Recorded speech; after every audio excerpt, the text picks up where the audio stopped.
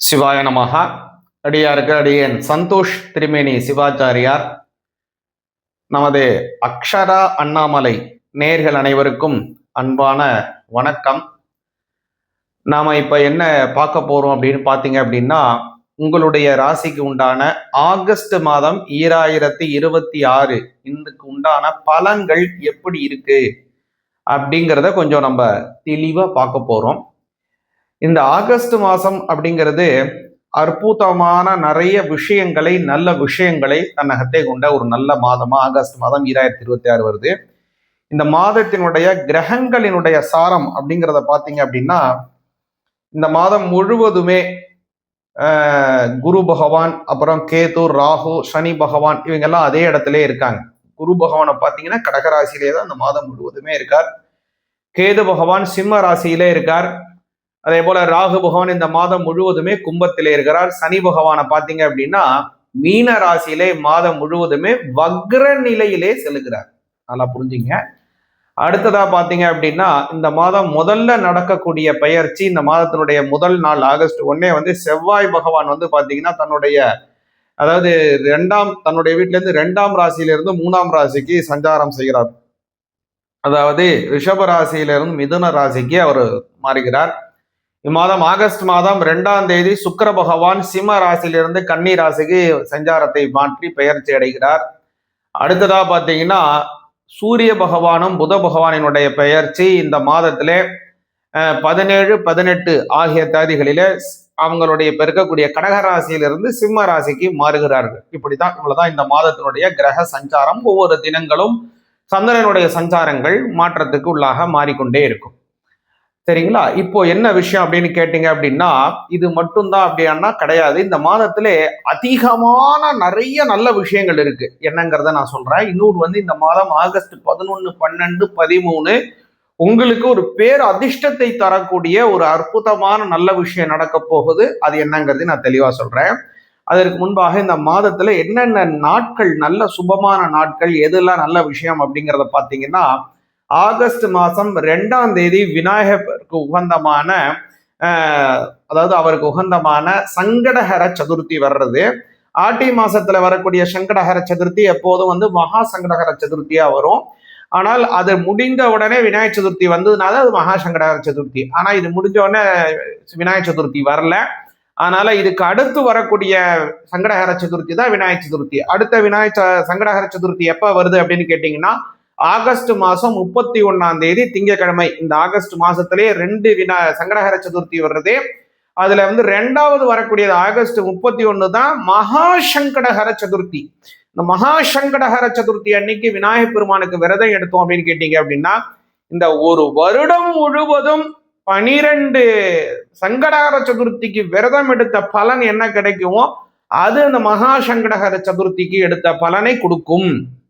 அதே மாதிரி சங்கடஹர சதுர்த்தி விரதம் எடுக்கணும் அப்படின்னு ஆசைப்படுறவங்க முக்கியமா இந்த மகா சங்கடஹர சதுர்த்தியில இருந்துதான் அவங்க இந்த விரதத்தை ஆரம்பிப்பது அவங்களுக்கு ரொம்ப உத்தமமான பலனை தரும்.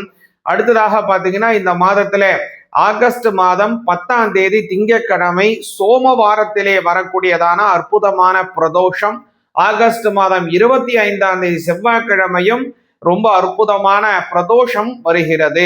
அதே மாதிரி ஆகஸ்ட் 4, 18 ஆகிய 2 தினங்கள் செவ்வாய்க்கிழமையிலே சஷ்டி வருகிறது.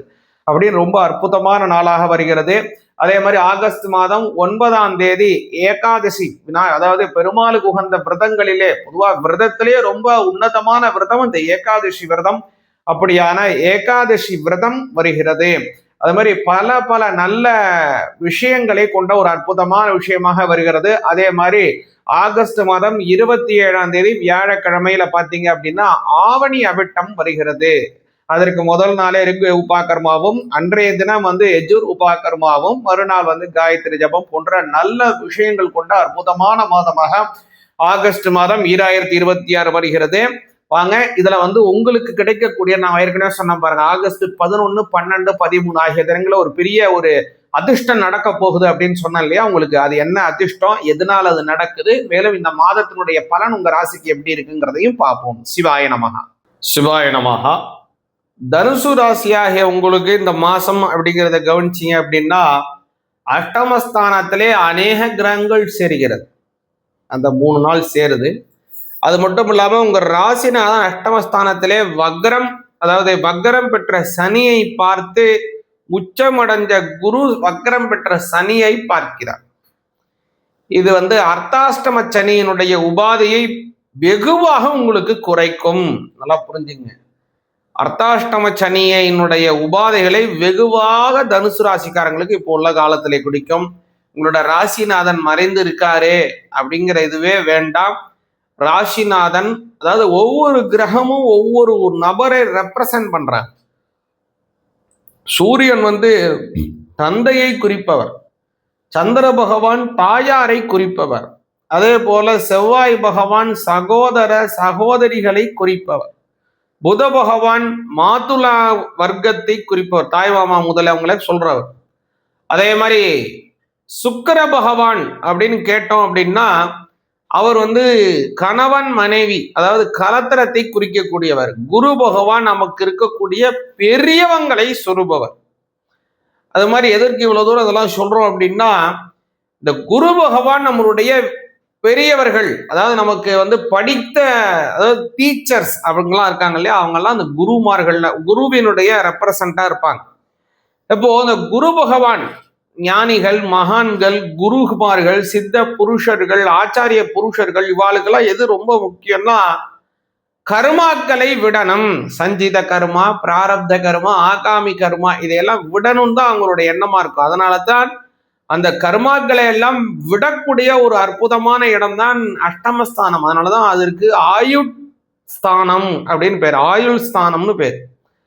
அப்படியான அந்த அஷ்டமஸ்தானத்திலே தன்னுடைய வீட்டிலிருந்து 8வது வீட்டிலே குரு பகவான் எப்படி நம்ம கர்மாக்களை எல்லாம் குறைக்க வேண்டும்னு நினைக்கிறோமோ, குருமார்கள், இப்ப சாதாரண மற்றவங்க எல்லாரும் அதை நினைக்க மாட்டாங்க. ஒரு சில பேர் பணங்காசு சம்பாதிக்கணும்னு ஆசைப்படுவாங்க, ஒரு சில பேர் இவங்களை கல்யாணம் பண்ணிக்கணும்னு ஆசைப்படுவாங்க, ஒரு சில பேர் நிறைய சொத்து சேர்க்கணும்னு ஆசைப்படுவாங்க, ஒரு சில பேர் நகை ஆபரணங்கள் வாங்கணும்னு ஆசைப்படுவாங்க, நிறைய குழந்தைகளை பெற்றுக்கொள்ளணும்னு ஆசைப்படுவாங்க. ஒருத்தவங்க ஒரு ஆசை, இதுல வேலை பார்க்கணும், அதுல பிசினஸ் பண்ணணும்னு அப்படியே போயிட்டே இருக்கும். ஆசைக்கு அளவு இருக்கா?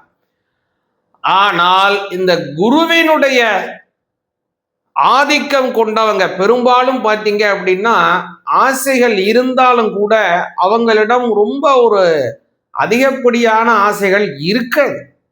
அவங்க எல்லாம் எப்போதுமே தன்னுடைய கர்மாக்களை குறைத்து கொள்ள வேண்டும்.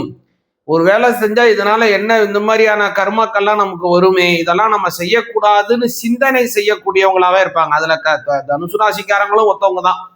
ஏன்னா அவங்களுக்கு ராசிநாதனே குருவாக இருக்கிறதுனால. எதுக்கு இவ்வளவு தூரம் இதை பத்தி சொல்றேன்னா, தனுசு ராசிக்காரங்க எதுவா எடுத்தாலும் இதனால் நமக்கு என்ன விளைவு ஏற்படும், இதை செய்வதனால லாபம் வரட்டும், ஆனால் இதனால் நமக்கு ஏதாவது பின் விளைவுகள் ஏற்படுமா, கர்மாக்கள் பாதிப்பு உண்டாங்கிறத யோசிச்சு தான் செயல்படுவாங்க தனுசு ராசிக்காரங்க. சஞ்சீத கர்மா, பிராரப்த கர்மா, ஆகாமி கர்மாக்கள் அப்படின்னு கர்மாக்கள் மொத்தம் 3 ரகம். அப்படியான அந்த வினைகளை எல்லாம் போக்கக்கூடிய இடம் அஷ்டமஸ்தானம். அதனால தனுசு ராசிக்காரங்களுக்கு குரு பகவான் 8ஆம் இடத்திலே செல்லுவது யோகம். இந்த இடத்துல மறைவுங்கிறது அடுத்த விஷயம்தான், ஆனா உச்சம்ங்கிறது தான் முக்கியமான விஷயம்.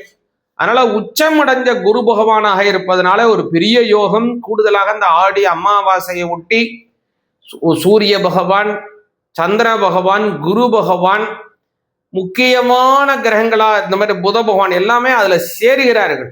இதுல முக்கியமா என்னன்னா குரு சந்திர யோகம் அப்படிங்கிற ஒரு யோகம் ஏற்படுகிறது. இது என்ன செய்யும் அப்படின்னா, நல்லா படிக்கிற மாணவர்களுக்கு படிப்பிலே நல்ல நாட்டம், செய்தொழிலே நல்ல சிறப்பு, குடும்பத்திலே குதூகலமான நல்ல கணவன் மனைவியுடைய நல்ல உறவு, திருமணம் ஆக வேண்டிய தனுசு ராசிக்காரங்களுக்கு திருமணம் நடைபெறுதல் போன்ற எண்ணற்ற நன்மைகளை தரக்கூடியது.